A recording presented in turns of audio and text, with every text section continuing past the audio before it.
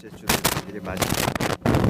이제 저희들 마음 가운데 주님을 아직까지 영접하지 못하신 성도님들이 혹시 계시면 주님을 바라볼 수 있도록 인도해 주시고 영접하여서 영원한 생명을 얻을 수 있도록 인도해 주시어서 주님께서 이 세상에 오신 귀하신 목적, 저희들의 영혼을 구원하시기 위해서 오셨는데 저희들 한 사람도 낙오되지 아니하고 다 주님의 천국으로 들어갈 수 있는 특권과 은총과 은혜를 허락해 주시옵소서.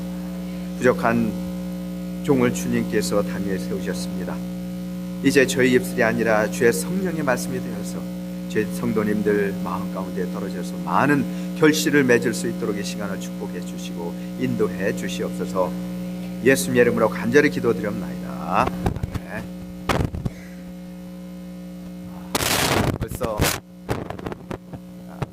대강절 세 번째 주일입니다. 첫 번째 기억나서 기다림과 소망의 촛불, 예수님을 기다리는 그러한 소망의 촛불, 예수님이 오셨습니다. 그리고 이제 예수님을 만민족들이 다 영접할 수 있는 기회를 허락을 하셨습니다. 두 번째, 회개와 빛의 평화의 촛불, 주님 앞에 예수님이 오셨어도 우리가 하나님 앞에 회개하지 아니하면 아무리 예수님을 안다고 해도 우리는 구원받을 수 없습니다. 회개가 중요합니다. 아멘. 그리고 이제 주님께서 말씀하신 대로 성경 말씀과 저희들의 기도와 또 저희들의 행동이 일치가 되어서 늘 하나님 앞에 순종하는 삶을 이제 살아야 되겠죠. 그러한 삶을 통해서 성령께서 저희들에게 힘과 능력을 주시고 함께 해주시고 저희들이 늘 기쁨과 소망 가운데 다시 천국을 바라보면서 매일매일을 살아가는 겁니다. 오늘 세 번째 주일은 사랑과 나눔 기쁨의 촛불입니다. 사랑과 나눔 기쁨의 촛불, 이것이 제목이고 세 번째 주에 중요한 의미를 가지고 있는 것입니다. 우리가 하나님께서 우리에게 많은 사랑을 주셨죠. 가정에 사랑을 주셨습니다. 부인과 남편에게 사랑을 주셨습니다. 자녀들을 통해서 사랑을 나눌 수 있는 축복을 주셨습니다. 그러나 또 한편으로 보면은 우리가 가지고 있는 그 사랑을 갖지 못하고 사는 사람들이 많이 있어요. 주위에 돌아보면은 이러한 사람들에게 주님의 사랑을 저희들이 나눠야 되겠죠. 그리고 또 기쁨의 촛불, 기쁨을 그 사람들에게 또 저희들이 자그마한 정성이지만은 자그마한 정성을 그들과 함께 나누는 것이 그게 주님께서 원하시는 것이다. 이제 그것을 제가 여러분들에게 말씀을 드립니다. 저는 이 불을 볼 때마다 뭘 생각을 하냐면 작은 불빛에서 시작이 되어서 이것이 점점 번져나가면 엄청나게 큰 불이 되지 않습니까? 이것이 무엇이냐 하면 성령의 불이에요. 이것이 무슨 불이냐 하면 예수 그리스도의 사랑의 불입니다. 이것이 무슨 불이냐 하면 예수 그리스도의 기쁨의 불입니다. 이 불을 붙이라는 말씀이세요. 여러분들이 이 불을 붙이라는 말씀입니다. 처음에 시작은 적습니다. 항상 작게 시작을 합니다. 그러나 이것이 점점 커지고 우리가 주 안에서 한 몸이 되면 이 불은 엄청나게 하나님의 역사를 이 불이 이룰 겁니다. 그리고 여러분들 삶이 바뀌고 하나님께서 임재해 주시는 그러한 역사의 삶으로 여러분들이 변할 적에 매일매일의 삶이 얼마나 보람차겠습니까? 얼마나 기쁘겠습니까? 저는 그래요. 주님 오늘 데려가셔도 저는 감사합니다. 더 좋지요. 주님께서 저를 더 시간을 주셔서 이 세상에서 일하길 원하시면 그것도 순종을 합니다. 그러나 주님께서 저를 데려가신다면 천국에서 주님과 함께 사는데 성경 말씀에 기록이 되어 있지 않습니까? 천국은 이 세상에서의 삶과 비교할 수 없다. 얼마나 좋습니까? 저는 남아있어도 좋고 올라가도 좋고 여러분들도 그러한 기쁨의 삶이 되어야 됩니다. 아멘. 2016년을 시작한 것이 엊그제 같은데 어느덧 저물어 가고 있습니다. 매년 느끼는 것이지만 12월이 되면 새해를 맞이하는 기쁨보다 늘 한 해를 알차게 보내지 못했다는 아쉬움이 우리 가운데 남아 있습니다. 우리가 자신을 위해서 생각을 할 때 아쉬움이 남으면 그건 아무 뭐 좀 더 나은 발전된 삶을 내년에 살 수 있겠지만은 주님을 바라보고 아쉬운 삶을 우리가 살았다고 생각을 하면은 그 다음에 업그레이드된 우리의 삶을 살 수가 있겠죠. 주님께도. 그러면 이 세상에서의 우리의 모든 일들과 모든 하는 일들이 천국에 쌓인다 그랬는데 매 점점 낮아야 되지 않습니까? 점점 하나님 마음에 더 우리가 마음에 들고 그리고 하나님을 위해서 더 많이 쌓아야 되는데 올해는 내가 원하는 것만큼 못했다. 내년에는 내가 전도를 몇 명을 더 하겠다. 내년에는 내가 교회를 위해서 이것 저것들을 하겠다. 내가 내년에는 좀 더 이 양로원 같은 데를 방문을 해서 주님의 사랑을 전해야 되겠다. 내년에는 내가 우리 같이 일하는 동료 참 외로운 그러한 사람 같은데 이 사람에게 더 사랑을 많이 줘야 되겠다. 이러한 주님께 발전적인 그러한 생각을 여러분들이 또 하시면 하나님께 많은 영광이 되겠습니다. 바라기는 이 대강절의 주님과 동행함으로 2016년이 우리의 인생에서 가장 위대한 때였다는 고백을 할 수 있도록 우리가 마지막까지 우리가 할 수 있는 최선을 다해서 마무리 잘 하시고 새로운 한 해를 위해서 기도하시는 가운데 새로운 한 해를 또 맞이하시는 여러분들 되시기를 주의 이름으로 축원드립니다. 대강절 셋째 주일에 제가 말씀드렸죠. 사랑과 나눔, 기쁨의 촛불이라.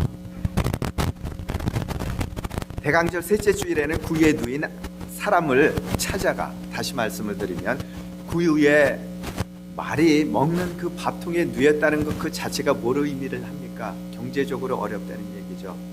또 누구의 도움이 필요하다는 얘기죠. 자립할 수가 없다는 얘기죠. 이러한 어려운 사람들을 찾아가 같이 사랑을 나누는 실천의 의미의 촛불입니다. 기쁨의 촛불입니다. 그들과 같이 우리만 이것을 누리는 것이 아니라 그러한 어려운 분들을 찾아가서 위로하고 같이 주님의 은혜와 기쁨을 쉐어하는 그러한 귀중한 시간인 것입니다. 물론 이러한 시간이 계속돼야 되겠지만은 이 시간만이라도 주님께서 오시기 전에 크리스마스의 세 번째 주 이 시간만이라도 그러한 것들을 우리가 생각을 하고 실천을 할 적에 그것이 점점 커져서 이제 우리의 생활 가운데 아예 자리를 잡게 되면 얼마나 저희들이 좋겠습니까? 우리 주변에 상처 입은 자들, 굶주린 사람들, 외롭고 쓸쓸한 사람들과 같은 우리를 필요로 하는 사람들을 혹시 찾아보지 못했다면, 여러분들이 혹시 그러한 분들을 찾아보지 못했다면 그러한 것들을 회개하는 그러한 시간이 또 돼야 됩니다. 여기서 요청되어지는 것은 나는 하나님의 나라의 궁궐의 왕자나 공주로서 그 사람들에게 찾아가서 그 사람들을 돕는다는 얘기가 아닙니다.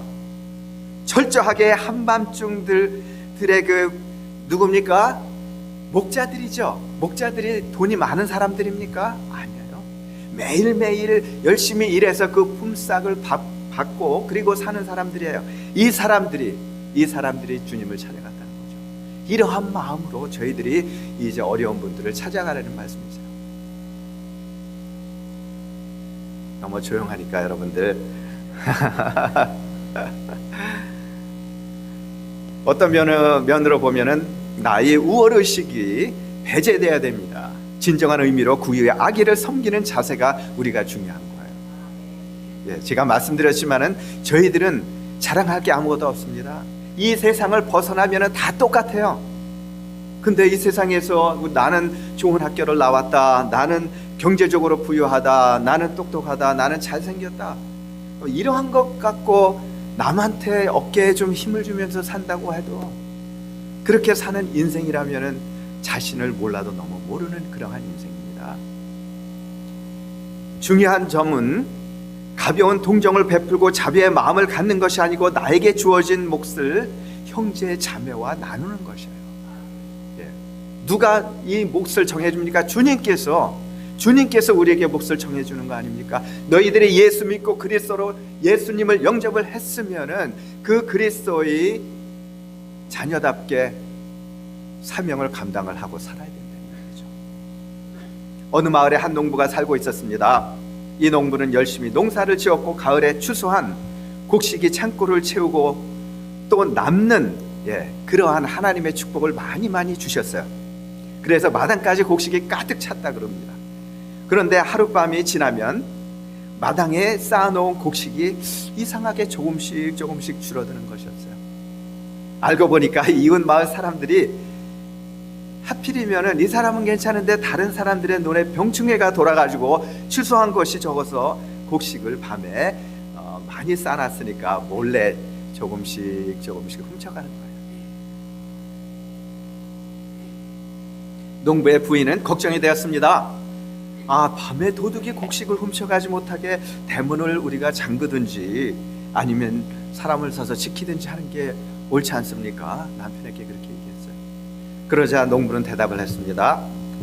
호수를 보면 낮에 산과 구름과 하늘이 그림자로 드리워지지만은 밤에 그것들이 다 사라진다고 해서 호수는 아까워하거나 가둬두질 않습니다. 이웃마을 사람들의 곡식을 몰래 가져가기 전에 우리가 그들을 찾아가서 그들이 필요한 만큼의 곡식을 전해주는 것이 그게 우리의 도리입니다. 왜 그러냐? 우리 하나님께서 우리를 이렇게 축복해 주셔서 곡식이 많은데 없는 사람들하고 나눠야 되는 거 아닙니까? 맞는 얘기죠. 농부의 말에 부인도 동의하는 듯 웃음을 지었습니다. 저희들에게 무엇을 말씀을 합니까? 마음의 넉넉함이란 하나님께서 주신 미덕 중에 하나입니다. 넉넉한 마음을 가지는 거죠. 또한 하나님께서 주신 우리의 물질과 마음은 그것을 다른 사람들에게 나눌 때 제가 말씀을 드렸지만 촛불처럼 그것이 활활 번져서 엄청난 성령의 불이 된다는 거, 엄청난 도움의 불이 된다는 겁니다. 나눔의 미덕을 우리는 다 가져야 되겠습니다. 아멘. 예수 그리스도를 바라보는 것에는 다른 견해들이 종종 있습니다. 그 중에 세상에 믿지 아니하는 사람들은 예수님을 뭐라고 얘기하냐면 철저하게 육으로만 바라보고 우리와 같은 인간 예수로 바라본다는 것입니다. 신학교에 가면 그런 것들을 배웁니다. 그런 것들을 아예 그냥 그 논문을 써가지고 가리키는 그런 사람들도 있어요. 자유주의 신학에 가면은요. 또한 믿는 것 같기는 하나 제대로 믿지는 못하는 사람들이 있는데 그들은 예수님이 지상에서 행하신 그런 이적들을 보고 하나님의 능력이 임한 선지자의 하나로 보는 사람들도 또 있다는 것입니다. 그러나 이와 같은 견해는 하나님이 예수 그리스도를 세상에 보내신 뜻과 다른 견해라는 걸 제가 말씀을 드립니다. 제가 왜 이 말씀을 드리냐 하면 때로는 성도님들 가운데 잘못된 교리를 공부하고 그리고 성경 말씀에 기록된 대로 이것을 믿지 아니하고 성경 말씀에서 약간 바꿔서 얘기하는 사람들의 말이 좀 특이하니까 그런데 이렇게 솔깃해서 구원을 잃어버리는 사람들이 간혹 있기 때문에 제대로 그리스도를 알지 못하면 우리에게 구원이 제대로 성립이 되지 않습니다. 아멘. 구원이라는 건 굉장히 중요합니다. 여러분들 한 생명이 온 천하보다 귀하다 그러는데 열심히 이 세상에서 주님을 믿는다고 하지만은 잘못된 교육을 통해서 여러분들이 예수님을 제대로 알지 못했을 때 구원받지 못한다는 것입니다. 그렇다면 이 대강절에 예수 그리스도를 어떻게 바라보고 믿어야 하는가에 대해서 이 말씀을 통해서 여러분들과 은혜를 나누고 올바른 구원관을 여러분들과 같이 나누기를 바라겠습니다. 첫 번째, 세상에는 예수 그리스도를 육의 눈으로 바라보는 사람들이 있습니다. 육적인 눈으로 바라보는 사람들이 있는데 이 사람들이 뭐라고 얘기하냐면 도덕적인 성인군자다. 예수님은 도덕적인 성인군자다. 이걸로 끝나는 겁니다. 예수님께서 고향으로 돌아가셔서 저희 회당에서 가르치시니 고향 사람들은 놀랐습니다. 어릴 때부터 다 자라온 과정을 우리가 봐왔는데 네가 하나님의 아들이냐? 네가 구원을 선포를 하느냐? 그 사람들이 뭐라 그랬냐면 이 사람의 지혜와 이런 능력이 어디서 났느냐 하며 감탄했습니다. 그런데 놀라운 것은 그들이 하나같이 예수님의 지혜와 능력을 똑같이 보았음에도 불구하고 하나같이 예수님을 배척했다는 것입니다. 마태복음 13장 55절에서 56절에 보니까 이는 그 목수의 아들이 아니냐? 그 모친은 마리아, 그 형제들은 야고보, 요셉, 시몬, 유다라 하지 않느냐? 그 너희들은 다 우리와 함께 있지 아니하냐? 그런즉 이 사람의 이 모든 것이 어디서 났느냐? 뭔가 틀리긴 틀리고 이상하긴 이상한데 그것을 이 예수님의 얘기하는 그 모든 말씀을 우리들이 믿지는 못하겠다. 때로는 저희들도 그렇습니다. 성경 말씀이 옳은 것 같기는 한데 어떻게 생각하면 불교에서 얘기하는 교리하고 좀 비슷한 것 같기도 하고, 어떻게 생각하면 맞는 것 같기도 한데, 어떻게 내가 이 말씀을 완전히 받아들이고 이 말씀에 나의 영혼을 걸 수가 있나? 그 예수님이 예수님이지 어떻게 이 예수님께 나의 모든 걸 맡길 수가 있나 하는 그러한 생각을 하는 사람들도 있습니다. 예수님을 인간적인 관계, 즉 누구의 아들이요 누구의 형제로만 생각했다는 것입니다. 그들은 하나같이 예수님의 인간적인 관계 속에서 예수님은 절대로 구세주가 될 수 없다고 단정해서 배척을 했습니다. 사실 예수님의 고향 사람들은 예수님의 말씀과 그의 권능이 하나님께로부터 온 것을 알지 못했습니다. 그래서 그들은 예수님이 세상에 오신 이유와 목적을 알려고도 하지 않았고 오히려 인간관계의 한계 속에서 예수님을 거부하고 배척했습니다. 아예 마음을 그들이 닫아버린 것이죠. 요한복음 1장 46절에 보니까 나다니엘이 가로되 나사렛에서 무슨 선한 것이 일어날 수가 있느냐? 심지어 서기관들과 대제사장들과 유대인들은 예수님의 말씀을 듣고도 참남하다고 그렇게 얘기를 했습니다. 그리고 예수님을 죽이려 했습니다. 또 마태복음 12장 20에서 24절을 보니까 특별히 24절에 바리새인들은 듣고 가로되 이가 귀신의 왕 바알세불을 힘입지 않고는 귀신을 쫓아내지 못하느니라고 그렇게 얘기를 했습니다.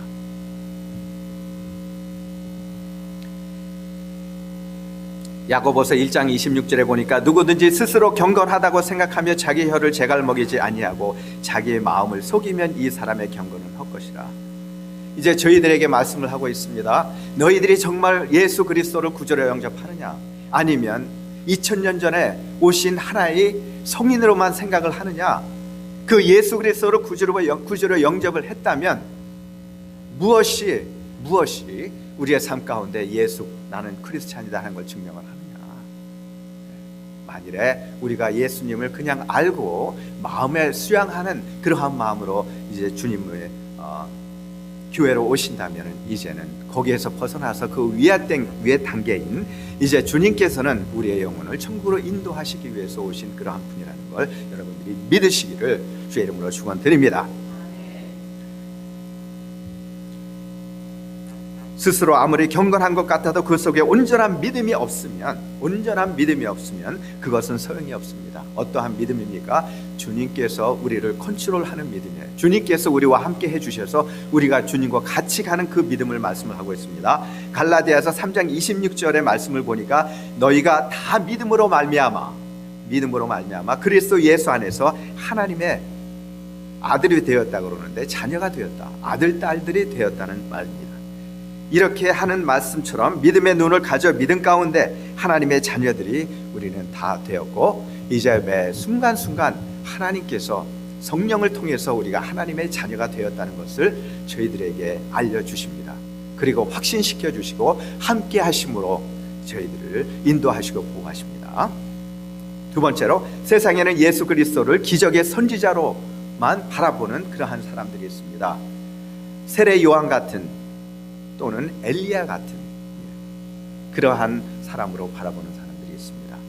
예수님은 완전한 신학에서 얘기하는 굉장히 중요한 부분입니다. 예수님은 완전한 인간이자 완전한 하나님이셨습니다. 이 부분이 제일 중요한 거예요. 우리 믿음 가운데.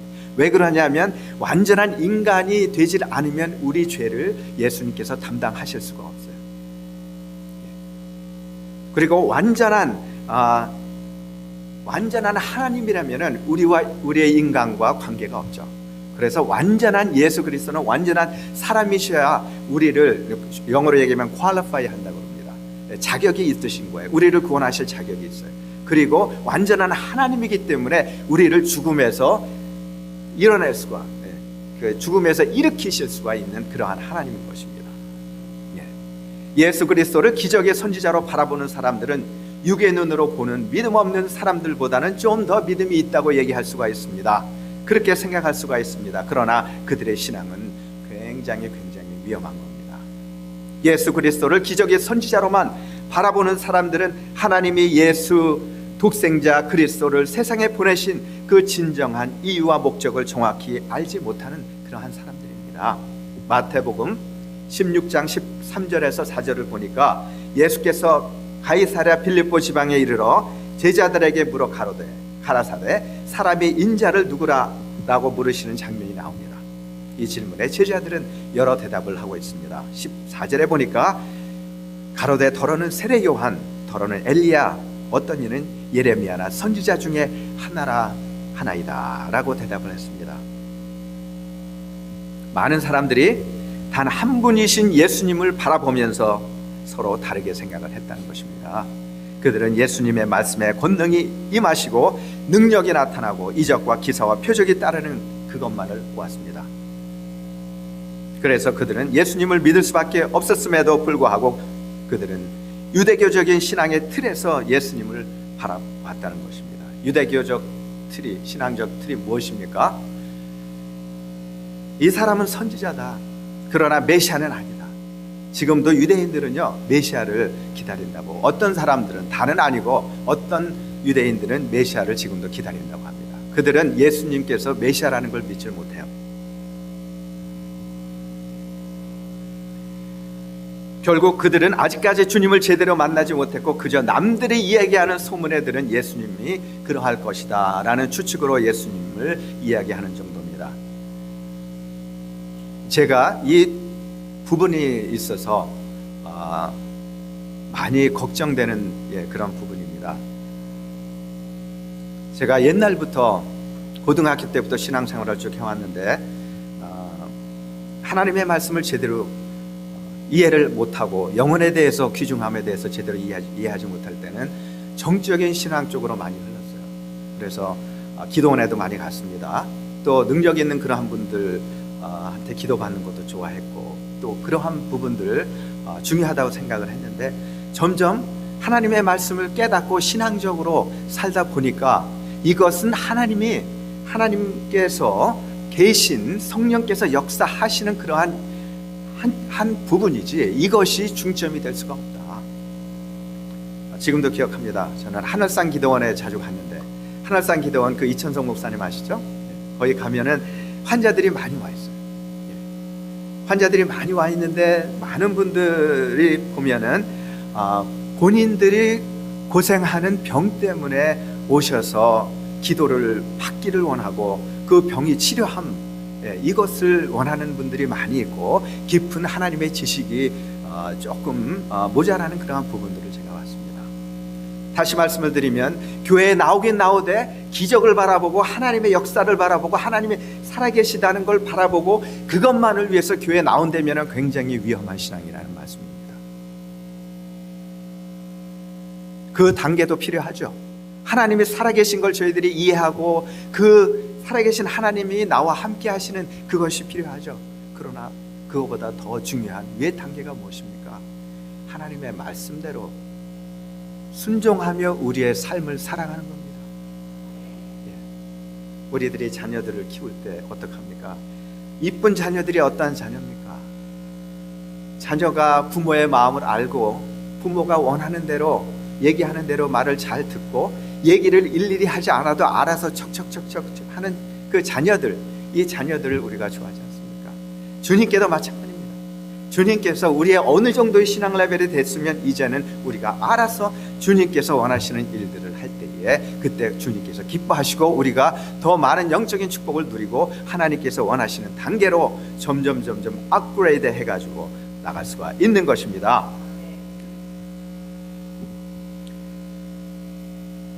정적인 신앙, 이것은 진정 예수님이 세상에 오신 목적도 아니고 이유도 아닙니다.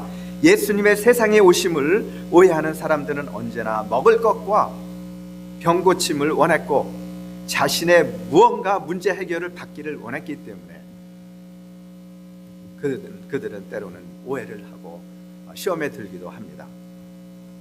마태복음 4장 23절에 보니까 예수께서 온 갈릴리에 두루 다니사 저희 회당에서 가르치시며 천국 복음을 전파하시며 백성 중에 모든 병과 모든 약한 것을 고치시니 그의 소문이 온 스라에 퍼진지라 사람들이 앓는 자, 각색 병과 고통에 걸린 자, 귀신이 들린 자 이러한 사람들을 데리고 나온 거예요.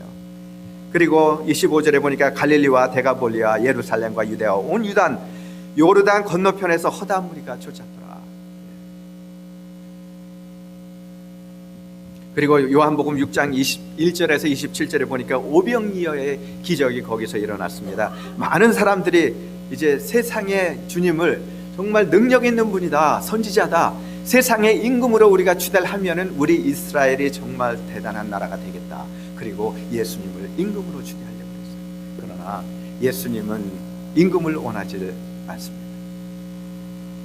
여러분들 삶에 여러분들을 조종하시는 임금으로 군림하길 원치 아니하십니다. 여러분들의 영혼을 위해서 일하고 싶으신 것입니다. 여러분들이 영원히 천국에 가기 위해서 성령께서 지금 이 시간에도 일을 하고 계십니다. 주님께서 뭐라고 말씀하셨습니까? 너희는 썩는 양식을 위해서 일하지 말고 영생하도록 하는 양식을 위해서 일하라. 네, 영생하도록 하는 양식을 위해서 일하라. 이 양식이 뭡니까? 하나님의 말씀입니다. 하나님의 말씀대로 여러분들 순종하고 하나님의 말씀대로 하나님께서 나에게 전도하길 원하시면 내가 조금 힘들어도 뇌물질을 들어가면서 전도도 좀 하고, 그리고 여러분들 제가 감사하는 게 캐를 자선 낭비 하나님께서 뭐 푸시 안 하셔도 여러분들이 캐를 하시겠다 그러면 하나님이 왜 막으시겠습니까? 열심히 저도 캐를 했습니다. 뭐 늘 하지는 않지만은 저도 캐를 했어요. 이것이 하나님의 말씀에 순종하는 거죠. 하나님께서 뭐 이렇게 푸시는 안 하지만 이거 했으면 좋겠다, 저거 했으면 좋겠다, 또 알아서 저희들이 알아서 하는 거죠. 하나님 원하시는 게 뭔지. 그걸 위해서 순종을 할 때 하나님이 얼마나 기뻐하십니까? 우리의 신앙이 업그레이드 되는 신앙. 온전한 믿음의 성도라면 예수 그리스도를 구주로 영접하고 주님을 온전히 따라 영적인 믿음의 고백을 할 수 있는 단계까지 성장을 해야 된다는 것입니다.